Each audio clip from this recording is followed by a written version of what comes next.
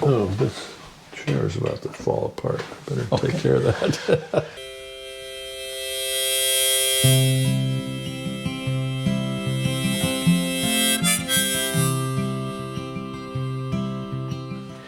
Hi, Dan here. Thanks for joining me.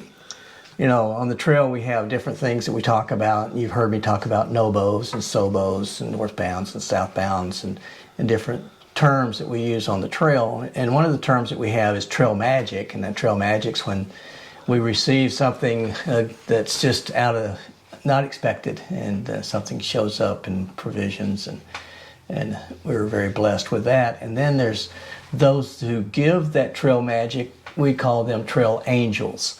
And I don't know if Mike would consider himself a trail angel, but he certainly is considered to be one with my brother and I. So, Mike, it's great to have you here. Thank you. Thank you. Thank you for taking some time with me just to sit down and just sort of a quick discussion about you and what you do and what maybe you're going to do or plan to do down the road. Great. So, tell who you are and what brought you to Pennsylvania. Yeah. So Mike Sheridan, and on trail, I guess I'm known as Sherpa Mike. Okay. We do the shuttle service, so the Sherpa Shuttle Services is what I call it. Yeah. We've been here in Pennsylvania for probably 30 years or so, moved from Australia. Australia. Yeah. My wife's an Australian, so we moved to the Philly area and lived kind of the typical corporate suburban life, and got tired of that and decided we wanted to live out in the country. My wife grew up on a cute little 12,000 acre sheep farm. Little sheep. Yeah. So we knew, the suburbs were not going to scratch the itch for either one of us. Uh-huh. So we bought a 50-acre farm up here in Kempton and turned it into a retreat center. We called it Common Ground Farm and Retreat. Nice. And we told people basically retreat is whatever that means to you. So, for a lot of people it was just weekend getaways. For others it was they'd come, we had numerous writers, songwriters, poets, nice. Authors that would come and spend a week just doing their craft. Yeah. We had men's groups, we had church groups, we had self-care retreats. And then we started to carve out a mission that we kind of described with the phrase helping people that are going through difficult life transitions. And one of those groups that we started serving first was veterans. It was at a time when all you heard in the news was all the challenges that veterans were having as they were coming back from the Middle East. And so we thought, this is a space where we can serve some people that, just need some quiet, safe place to be still. Yes. It's especially for veterans. War changes us. Yeah. And it impacts us in ways that we don't even understand. Yeah. Speaking from experience, it's just tough to deal with and to have a place to get away. So thank you. For taking care of us. I remember one of the first guys, after we decided that was going to be a part of our mission. I was just in a coffee shop, and there was a guy wearing I forget if it was Marine Corps or Army T-shirt, and I just went up and introduced myself, and we got chatting, and thanked him for his service, and then shared with him that we had this retreat center, that we serve veterans, and we provide free retreats for veterans. And he confided to me right there in the coffee shop that he'd had struggles with PTSD, and sure enough, he came out and spent a whole weekend there, and just really was grateful that he had that sort of restorative place, to just relax and rest. And so anyway, and then one of the first partnered organizations we dealt with for veterans was Warrior Expeditions. Yeah. Started by Sean Gobin, who's a Marine Corps vet. Yeah. And so we started hosting at our retreat center these groups of veterans that were hiking the trail together every year. Yeah. And so that was a blast. So we would, just treat them special for a couple of nights, help them get fattened up and rested up and ready to get back on trail. So that was great. I met a few of the Warrior Expedition 7 hikers when I first started the AT back in March. Okay. And they sort of dwindled down, as all of us did, me included. Yeah. And but there were 2 young ladies. I think they actually summited. Yeah, they were the fastest of the group, actually. Yeah. Yeah. So yeah, we were able to host both of them. So yeah, it was a great group and doing great work, and so it was fun to work with them. Yeah. Kind of sad. We sold the retreat center in March, so it's kind of sad to say goodbye to some of those partnerships. Yeah. The hiker apartments here. Oh yeah. That's Yeah, so when we sold the retreat center, and a big part of, I said it was retreat was whatever that meant to you, right? Yeah. So for hikers, it meant a hot shower, laundry services, and a comfortable bed. Whereas most people were trying to retreat to the wilderness, a lot of the hikers were trying to retreat from the wilderness and get some, a comfortable place to sleep and get cleaned up. And, we always served a huge breakfast, which was, a favorite for the hikers. So when we sold the place in March, we weren't exactly sure what we were going to do. Yeah. My wife had some time before she retired, and so we just literally didn't know what we were going to do. Well, the orchard here where we live now was bought in the beginning of the year by a friend of ours. Okay. And so when we became homeless in March, he said, "Hey, I've got these apartments over here in the old mill. Why don't you come and rent one of those?" And so we moved in April downstairs in the mill. Okay. And have been renting that since April. And then this apartment became available like 2 weeks after we moved in. And so I went to the owner, who's a friend, and I said, "You should turn this into a hiker apartment. First of all, you'll meet a ton of very interesting people. And 2, you'll actually probably make more money renting it on a nightly basis than you would on a monthly or annual basis." And, with some trepidation, he agreed. And I said, "Don't worry, I'll manage the whole thing for you." Because at that time, that's when I decided to do the shuttling full time. Okay. And since I live right downstairs, it was easy to combine the shuttling with people staying here, because as I would come home, I would deliver people. Yeah, it was great. Yeah. So we started that probably end of April. Well, this is a great place. I mean, it's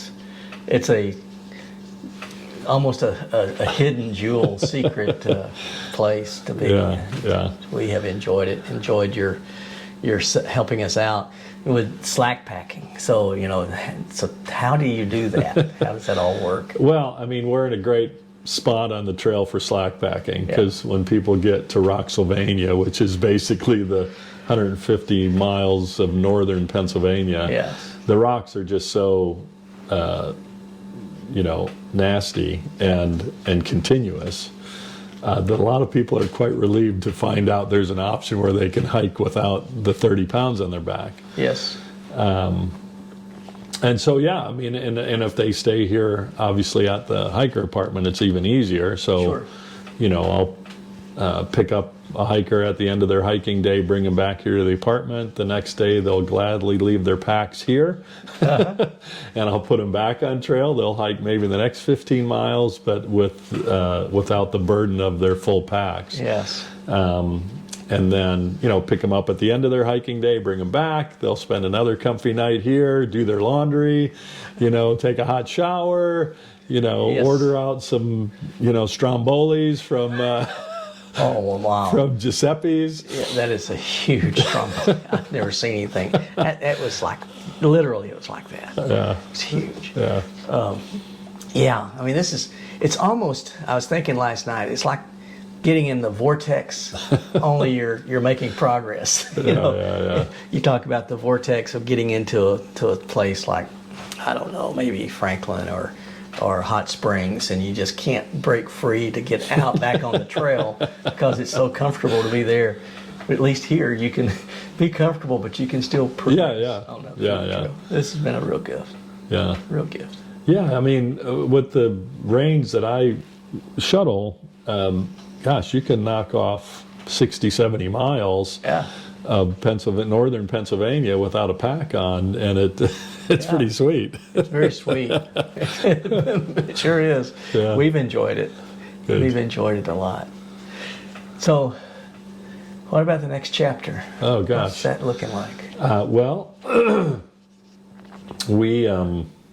I guess I've gotten so used to driving in the car every day as a shuttle driver. We're about to launch out an adventure where we're going to drive in the car just about every day because my wife and I are shopping for a teardrop camper right now to attach to the back of our new hybrid van, and are going to tour around the country for probably a year.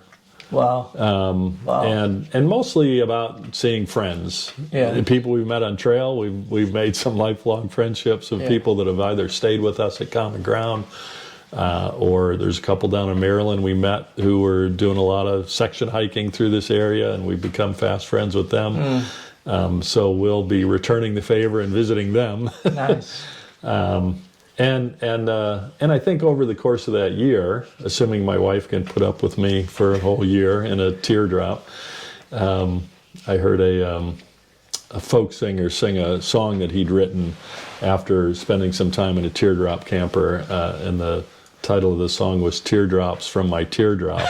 And so That's a good country hopefully we'll mitigate the number of teardrops that we shed during our trip. But anyway, I'm sure that adventure will point to whatever is next. I mean, we have some vague notions of what's next, but I'm sure that trip will inform finally what we do. A year of being on the road. Yeah. All in the lower 48? Are you looking at going into Canada, Alaska? We'd love to do Canada, particularly. Well, gosh, pick a place in Canada. Yeah, it'd be great to go to. Yeah. I've never done the maritime states. Oh, okay. So I'd love to get up to Newfoundland and Nova Scotia. Yes. Shuttled a hiker, in fact, this season from Nova Scotia, and he said, "Oh yeah, you really need to come up." Oh, wow. We'd love to venture up to Alaska, but I don't know. I mean, that's another whole That's trip an all by adventure. itself. Yeah. That's an adventure. I'd love to go to Alaska. Yeah. My brother's been there. Okay. I've never. Yeah, that would be amazing. So yeah, and then maybe right now we have a vague idea of opening a coffee shop, a nonprofit coffee shop, after our year-long trip around the U.S. In a location that you may discover, or Either we may discover. We've thought about trail towns like Hot Springs, places like that where we could continue to interact with the trail community. Neat. But who knows? Okay. Who knows? Part of our journey, in the van with the teardrop, is to sort of follow the Appalachian Trail on the roads, and stop in all these different trail towns and all these different places along the Appalachian Trail, and get to interact with locals there and get to know the lay of the land, but also get out of our van and do some hiking on the trail ourselves. Yeah. But they actually have guidebooks for driving the Appalachian Trail. So, I didn't know that. Yeah. So That's interesting. Yeah. I didn't know they had. yeah. So I knew one guy this year. He was driving. He would drive a section and he would hike backwards. He had two cars, and he'd leapfrog the cars, and he would drive ahead to the next section. He'd walk back to his car and drive ahead to the next section. Walk back to I think I heard about this guy, and he was described as being a northbound through hiker and a southbound section hiker. Yes. Yep. I think Ramdino said that about him. Yeah.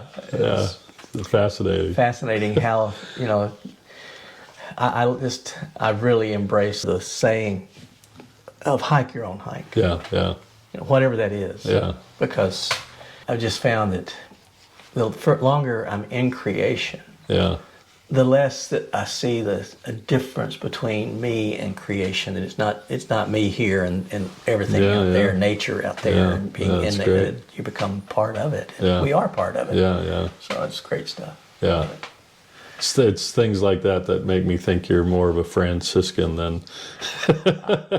I have often said, because I like to laugh and I like to be outside. Yeah. So I say, Yeah, I make a much better Franciscan than a Benedictine. He would have loved to hike the AT, huh? He would have loved the AT. Yes. All right. Well, thank you so much for doing this, and thank you for everything you've done for us. Well, it's been a real gift. Yeah, it's one of those things where, it's more blessed to give than to receive comes true for us, because the giving is so fun because we get to meet folks like you. We get to build relationships with amazing people and learn amazing stories, so it's hardly us giving, it's really us receiving. I'm wondering if you'd come wandering my way, if you ever get lost or if the trail leads you astray. The music of the pack can always bring you back. I wonder, can we wander away? And I'll spread the word and you beat the drum. Round up the troops and get the gang to come, and we'll leave the streets in these neighborhoods, head over the river